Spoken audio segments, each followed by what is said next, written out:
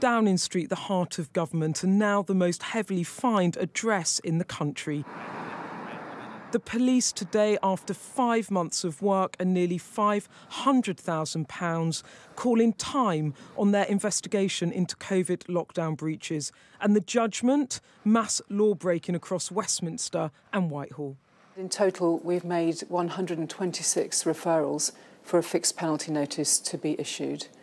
Some of those referrals were for more than one fixed penalty notice to be issued. 28 people have been referred for between 2 and 5 fixed penalty notices.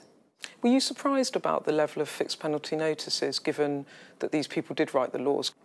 I think a number of people, members of the public, have been both surprised and concerned at what they have heard, and I'm sure they will be surprised and concerned about the outcome of our investigation.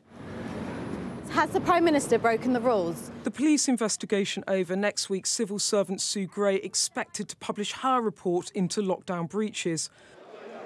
After that, MPs and the public will need to make their own judgment. Many have already made up their minds.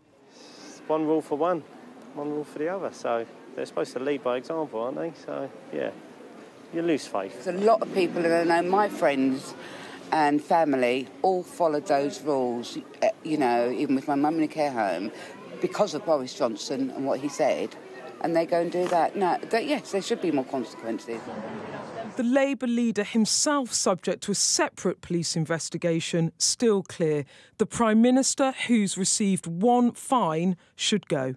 My view of the Prime Minister hasn't changed. Of course, after an investigation that shows 120+ breaches of the law in Downing Street, of course he should resign. He's responsible for the culture. He also needs to focus on the cost of living crisis, because people are really struggling with their bills. Inflation's up, prices are up, wages are down.